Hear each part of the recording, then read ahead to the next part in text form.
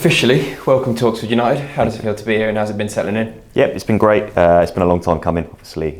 Well documented that it's been a period for me where I've had to work through notice and stuff, but it's good to finally be in the building. Exciting time to come in, obviously, with an international break now, but then 7 big games to win the season. So it's good to be here. I've had a good welcome from the staff and from the players, and looking forward to getting on with it. You've worked with Des before at New Zealand. How big of that was a pull for you to come and work here again? Yeah, massive. So when the gaffer obviously got the job back in November, December time, he gave me a call to see if I'd be interested, and it's something that I really wanted to do. As you mentioned, we've worked together before, probably 2 or 3 years ago now. We had a good working relationship and a good understanding of what each other wants when we worked together for the New Zealand setup. So yeah, certainly was a big factor in me coming across and coming into the role and the position here. Coach Analyst, what does that role entail in 2024? I imagine in your career it's changed a lot and now where we are. Yeah, definitely. It's a title that you're seeing it's becoming more popular. I know that obviously with James here previously working with Liam, it's a title that he had. I think it probably is a little bit bespoke and dependent for each analyst working with each coach. But for me really it's about giving the head coach and the support coaches there the information that they need to be able to go and be successful. We work now in an industry, as you've mentioned there, that's changed a lot. There's a lot of information that you get when you're analysing games and training, whether that be through video or through data. So it's about being really concise and clear and giving the coaches the information that they hopefully really need to go and impact performance. Talk us through your journey to get to Oxford United. Where have you been? What have you done? It's been a long one. I've been doing this for a while now, but started kind of as most analysts do really through a university pathway, undergraduate degrees and master's degrees.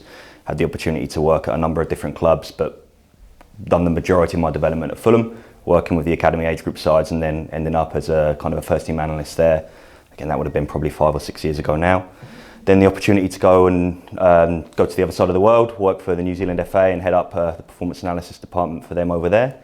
And then opportunity to come back and work for a club like Arsenal, leading up the women's programme for the analysis there. So yeah, it's been relatively diverse in terms of the types of environments, clubs, international federations that I've worked for.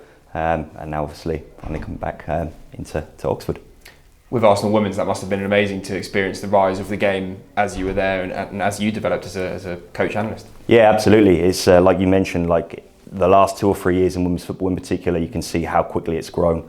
And the football club have been brilliant in terms of trying to grow everything really around that programme that they have there at Arsenal. So yeah, really good to go in, Leeds, help develop and build part of a programme with regards to the analysis that supports kind of everything that the coaches are trying to achieve and the players are trying to achieve on the pitch. How does a coach analyst stamp their mark on a team, and how have you begun doing that already?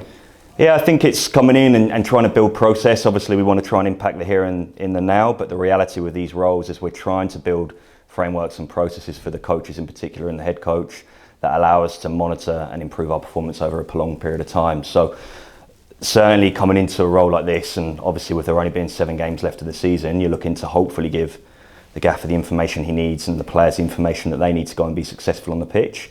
But a wider part of that role will be hopefully laying the foundations in the football club that will allow us to be successful in the long term, not just in the short term this season. What an exciting time to be officially here. I know you've been here for a while, but like you say, 7 games left, a really good place in the league.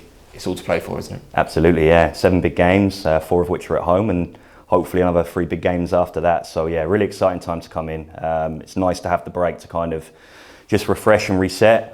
Hopefully try and implement a couple of things for the lads when they come back in as well. But yeah, really excited to kind of finish the season or the last 6 or 7 weeks of the season off with the football club.